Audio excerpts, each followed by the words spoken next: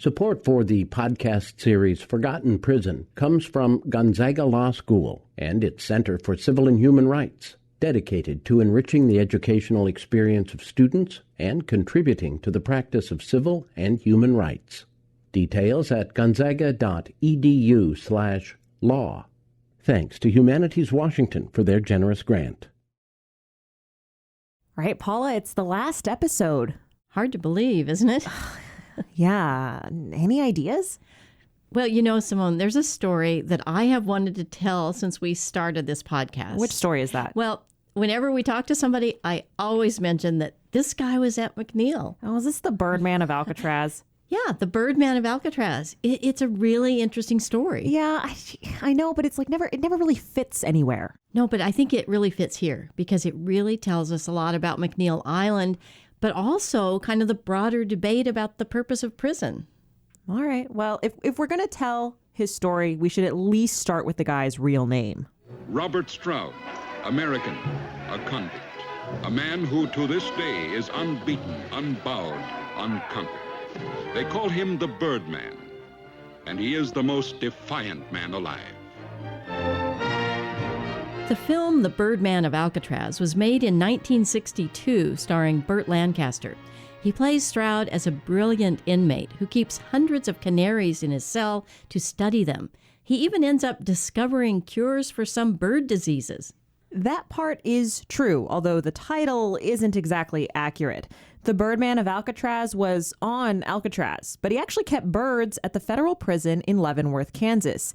And the movie doesn't really go into Stroud's first encounter with the prison system, on McNeil Island in South Puget Sound. It's there he began forming his opinions about how and why we lock people up.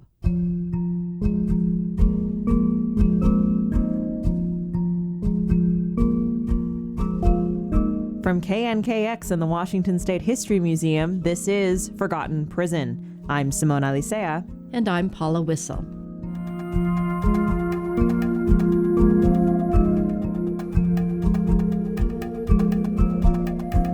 Because McNeil operated for more than a century, it's one of the few places in the country where you can see nearly every era of prison history. What you gather is that we tend to forget about prisons. And that's what the Birdman was thinking about when he landed on McNeil Island.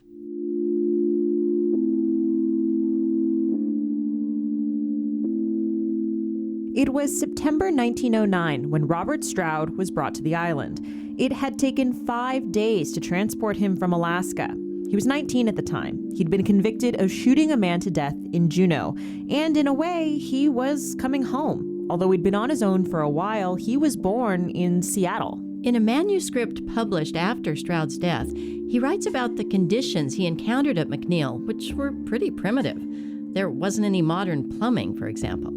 And he recounts what it felt like to be in prison for the first time. To realize, he writes, you are no longer the master of your own life. About his first night on McNeil, he writes, the gloom, the chill, the filth, the rotted floors, the stench of the night buckets, the silence, almost like that of the grave, fell upon my spirits and reduced me to the lowest point in my experience. These cells seem to be symbolic of all the misery of the ages, of man's eternal inhumanity to man. Throughout his writings, Stroud muses on the purpose of incarceration. Reading his firsthand accounts, you also get a sense of daily life on McNeil. As he was arriving, he saw inmates digging with shovels in preparation for new buildings. The work was hard, but the meals, by his account, were plentiful. There were large servings of roast beef and gravy and hearty breakfasts, and inmates could look forward to entertainment on Sunday evenings in the form of records played on a phonograph.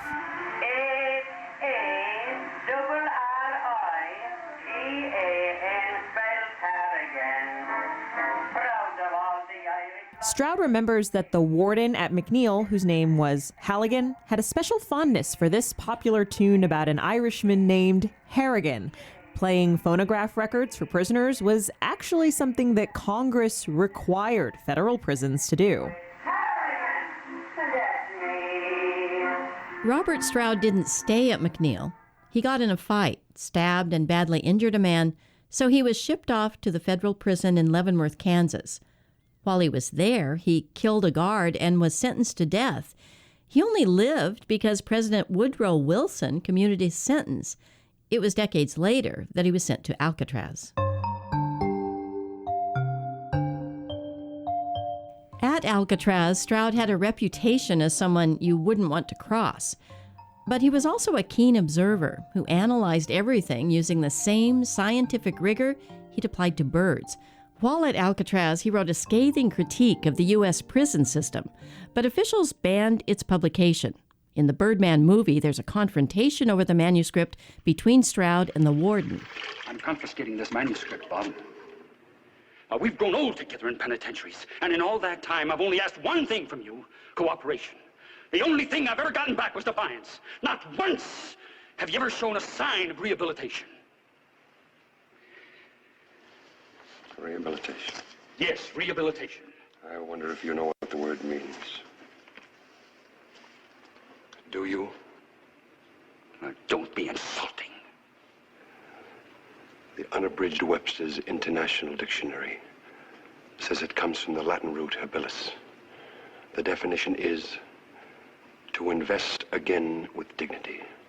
You consider that part of your job, Harvey, to give a man back the dignity he once had? In real life, Stroud did battle with officials, although it was mostly in court. He died in 1963 while his free speech lawsuit against the prison was still pending. What Stroud says could have been written today.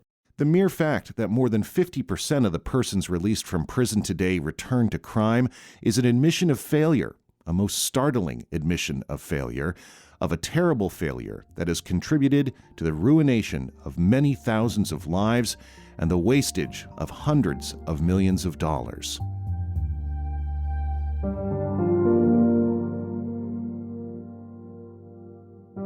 Our recidivism rates may not be quite 50%, but we're still struggling to stop people from reoffending after they get out. It gets back to why we lock someone up. Is it just for punishment, or are we sincere about wanting them to become more productive citizens? It's a debate that's easy to ignore. After all, just like McNeil Island, most prisons are out of sight, out of mind. But there are consequences when we ignore whether prison is working or not. People cycle in and out, costing money and human potential. Okay, my name is Mark David Balf. I'm 59 years old and spent from 1984 through 2009 at McNeil Island. Mark Balf was in and out of McNeil during that time. He's done stints in one prison or another in Washington state throughout most of his adult life, usually for auto theft. He jokes he's done his time on the installment plan. I interviewed him in the state prison in Monroe, Washington last year when he was within 6 months of release. Mark vividly remembers his first experience in prison as a young man. It was back in 1984. He and the other inmates arriving on McNeil Island were chained together as they entered one of the old cell houses. When the chain came in, everybody stopped and checked out everybody that was coming in on the chain. It was intimidating. And then I had to carry a mattress and a footlocker up 3 flights of stairs to get to my cell, which was an 8-man cell.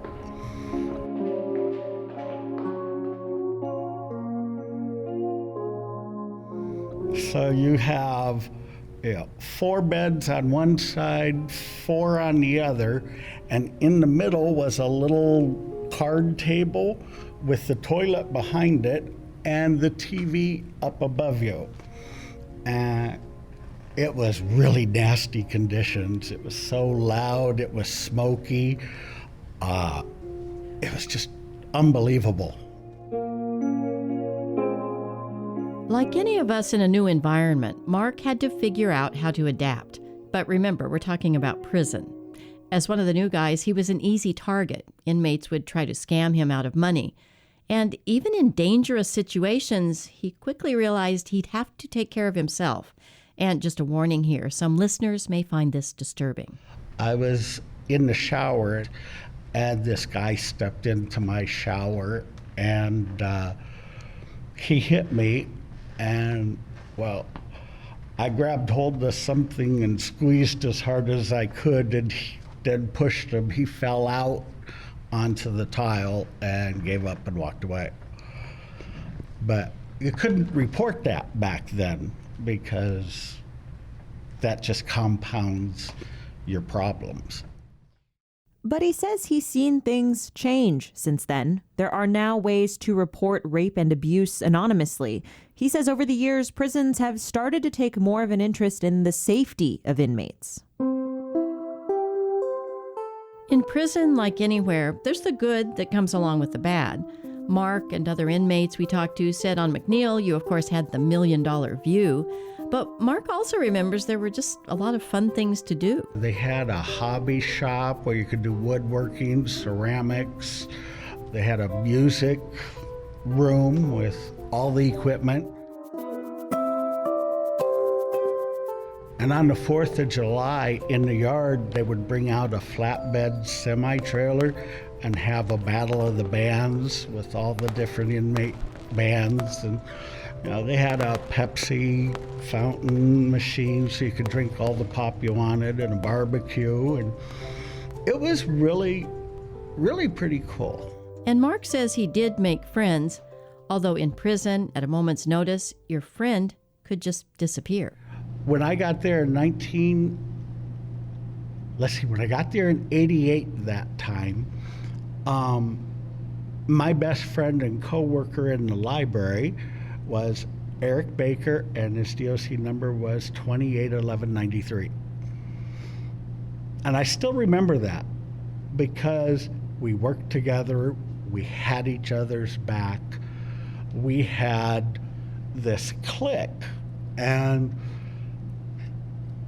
it was a protection thing, but it was also to make you feel human, having somebody around that would care about what happens to you or care.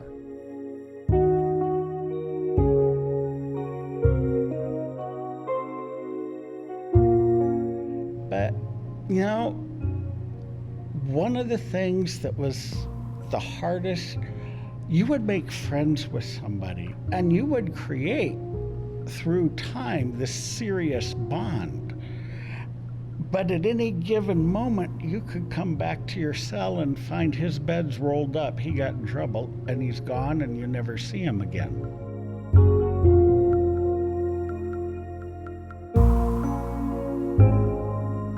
Inside prison, loss is a constant theme, and you miss so many things on the outside. If a loved one dies, you may not be released to go to a funeral to grieve. But sometimes you get an unexpected show of kindness, like when a chaplain goes the extra mile. When my mom died, Father Suss contacted my family, and before she died, they did a videotape of her saying goodbye to me and got it sent to his house. He brought it in and I got to view it in the chaplain's office. That is just amazing, More recently, Mark's wife Connie died. They'd been married 37 years through all his stints in and out of prison. And he says prison staff helped him through that too.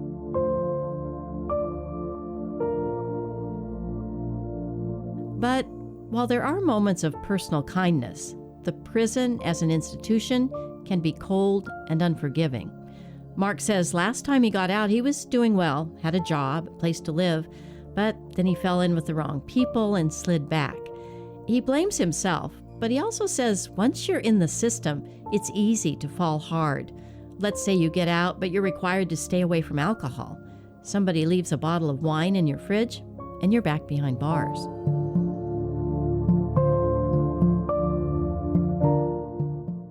Talking to Mark, you realize that prison is a weird mix. You do live your everyday life, but you miss it too. It's not like you give up making friends or drinking soda, but you are stuck. There's always that knowledge in the back of your head that you are here, you have to stay here.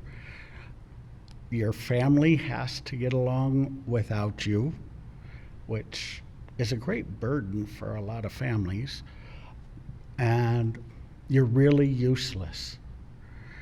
And I am fortunate now when I say I don't have any visitors on my visiting list, because like at McNeil Island, you had 2 boats coming in for visiting.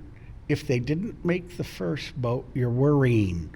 My God, did she get hurt? Are they in an accident? What's going on? And then if they don't make the second boat and you're locked in the cell and can't get to a phone, you're going crazy and bananas trying to find out what's going on, the stress, the tension. And then the hardest part is saying goodbye.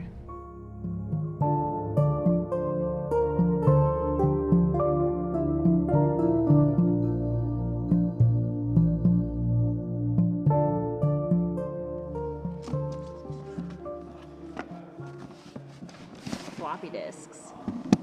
Dad-Child Day. Oh, interesting. 6/10, 2001.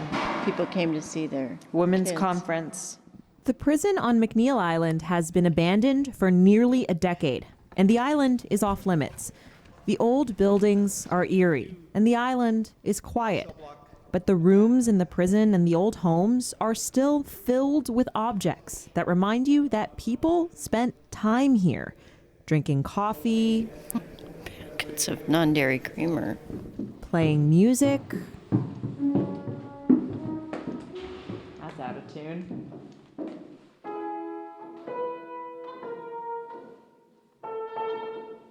There's a room in the old warehouse where inmates made furniture that's got boxes and boxes of things. There's a lot of paperwork, old reports and newspaper clippings, and there are piles of photos. Official staff photos, candids with no names or dates, pictures of the prison yard when the sun was shining and the grass was trimmed.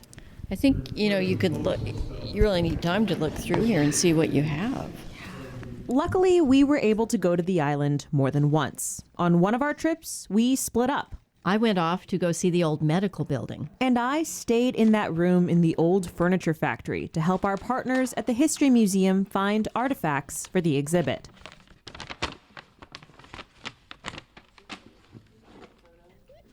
So, Simone, when I left, you were going through boxes and you found something that really struck you. Yeah, there was a lot of paperwork we were going through in those boxes, right? Mm-hmm. And so, we're trying to figure out what was useful and what wasn't. And, buried under like a report or in some file, we found this little paper picture book. And it's called Where My Dad Lives, written by Long Distance Dads, McNeil Island Correction Center. Then as we opened it and we read it, we realized it was a book that was written by men who were incarcerated on McNeil Island for their children to help them understand sort of what prison is and what their lives are like in prison. So it's very much a picture book. Yes. So, for example, on the cover, there's this picture of the island, and there's 4 guys in sort of the khaki prison uniforms, and they're surrounded by all these woodland creatures. So there's a raccoon and a deer and a seagull and a goose, and I think that's a seal in the water. It kind of looks like a polar bear, but I think it's supposed to be a seal. And I have it printed out right here, and I wanted to read you a few sections. Okay. The first chapter is called Where Your Dad Lives. Mm-hmm. Your dad lives on McNeil Island. This island is near Tacoma, Washington. More than 500 dads live at McNeil, and lots of men that wish they were dads. There are tall dads and short dads and skinny dads and chubby dads and brown dads and white dads and lots of colors in between dads. There are so many dads that everyone is given a number. Your dad's number is, and then it includes a space wherein you can write your inmate number. Your DOC number. Mm-hmm. Oh, wow.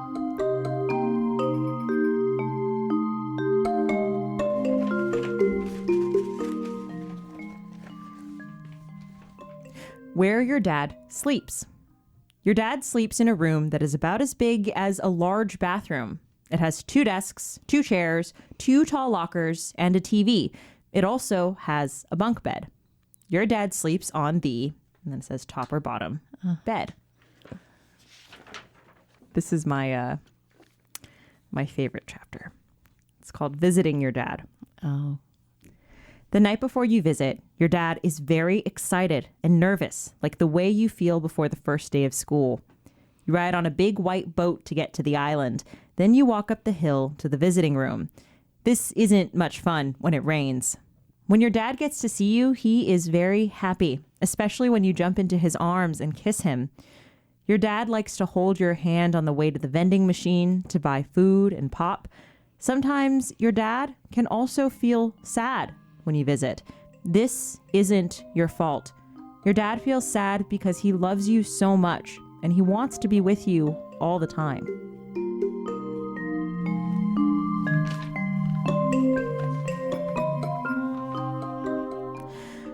Why your dad lives on McNeil Island. As we grow up, we have many choices. There are good choices and bad choices. If we choose to do the right things, we will be happy. But if we choose to do bad things, we will be sad. Your dad made a bad choice. Now he is very sad. It means he can't come home and play with you right now.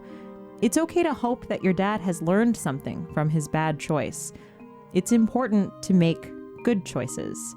And then there's a space that says, some good choices that your dad has made are...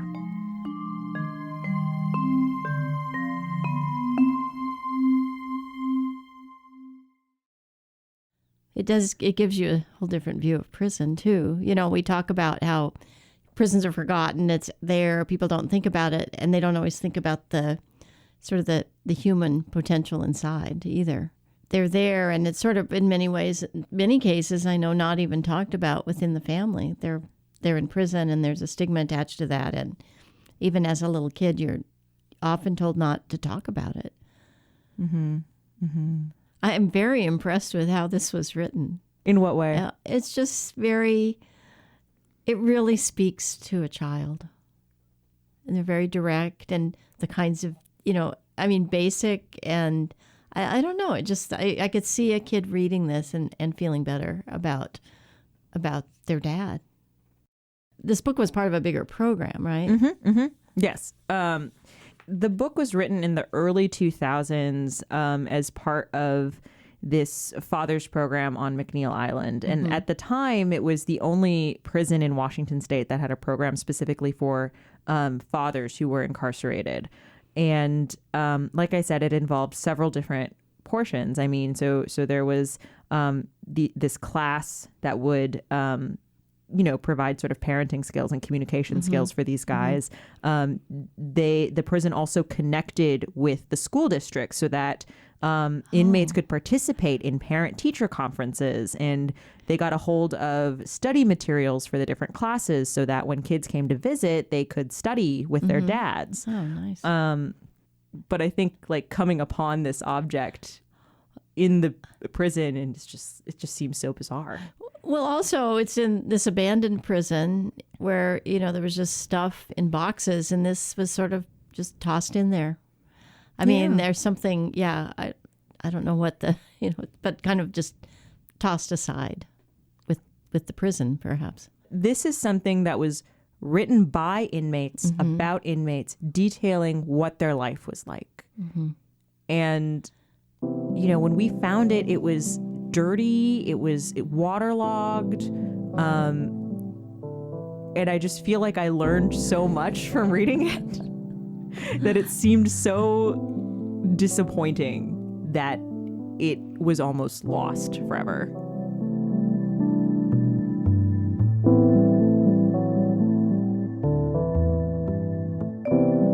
We forget about places like McNeil Island. It's why the abandoned prison looks the way it does today. And it's why there's so little discussion about the Special Commitment Center, even though it's the only place on the island where people still live. We did a deep dive into the Commitment Center in episode 2, but as a reminder, it's where the state civilly commits so-called sexually violent predators after they've served their prison time. part of it is that McNeil is an island. But the truth is that places like the prison and the commitment center are designed to feel separate from the outside world. What can I get going for you? You know what? I'm going to have the, can I have the catfish po' boy? In a busy restaurant in Walla Walla, I met Dick Morgan, the last superintendent of the McNeil Island Correction Center. And he has a deep understanding of the role of prisons. So prisons in general, always want to be a good partner with their host communities, but we also don't want neither the community nor the department wants the prison to be a bad headline for the community. So staying invisible is just a natural part of being a prison in Washington State. Do you think people lose out on something when they can't see it, or when there's, is there a loss there? Well, I think there's a tremendous loss there nationally, because you have that attribute in prisons in general, which is lock them up and forget about them. Don't tell me about them. I don't want, other than Hollywood, I don't want to see anything about them. So the public loses perspective about what is prison.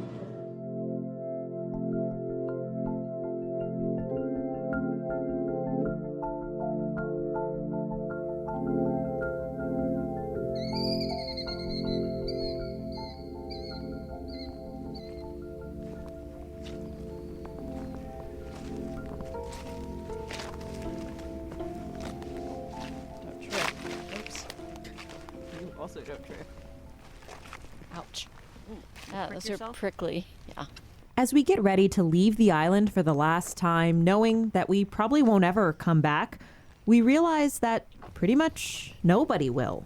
Because of all the red tape around the commitment center, the old prison, and the wildlife preserve, McNeil is probably never going to be a park. And it's probably never going to be a museum like Alcatraz. But there was so much left behind when the prison on McNeil Island closed in 2011. The state called it a cold closure, but it really means that we just walked away. So the way the razor wire once closed off the prison, the blackberry vines are now closing off the razor wire, and the rest of the prison taking over. When Paula and I talk to people who spent time here, inmates, guards, their families, and we tell them what's become of this place where they spent so much time, it hurts. Yes, it was a prison, but they have memories here. So to just leave it, to waste away, it's like saying that history doesn't matter. And it's not just their history. All the things here, the prison, the houses, the commitment center, were built in our name. McNeil is our island. And this rotting prison, that's ours too.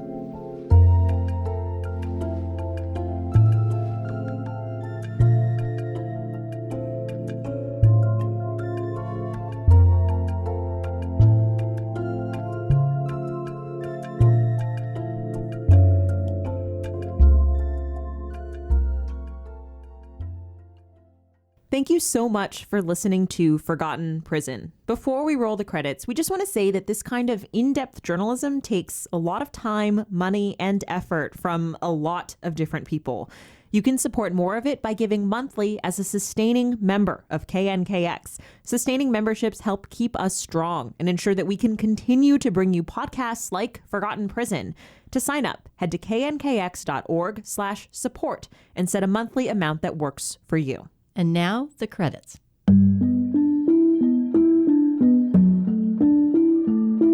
Forgotten Prison was produced by me, Simone Alicea. And me, Paula Wissel. Our editor is Aaron Hennessy. Additional editing from Bethany Denton, who's also our mix engineer. Original music composed and performed by Bill Anschel. Our logo was created by Adrian Flores. Matt Martinez is our director of content. Parker Miles Blome is the man behind our website, forgottenprison.org. If you haven't visited yet, Parker's photos are well worth the trip. And if you head over to the KNKX website, you will find a bunch of stories that didn't make it into the podcast, written by our digital content manager, Kari Ploeg. Special thanks to Kevin Kniested, who played the voice of Robert Stroud in this episode. He read from Stroud's book, Looking Outward, A Voice from the Grave, published in 2014. Thank you so much to our partners at the Washington State History Museum, who helped conduct interviews and do lots of research. Mary Michael Stump is the audience engagement director, and Gwen Whiting is the lead curator of the exhibit at the museum in Tacoma. The exhibit runs through May 2019. Special thanks to all of the people who helped make this podcast possible, especially Dave Beals, Eric Heinitz, Giselle Grayson, the NPR Story Lab and training teams, Austin Jenkins, and all of our colleagues at KNKX. And of course, thank you to everyone who spent time at McNeil who shared their stories with us. This is the last episode of Forgotten Prison, but don't fret. Watch this space for extra stories, outtakes, or other bonuses. And there are lots of other things to listen to on KNKX. Be sure to subscribe to our sister podcast, Sound Effect, featuring stories inspired by the Pacific Northwest. And to go deeper into our Western Washington communities, check out our KNKX Connects series. Thanks for listening. This is Forgotten Prison.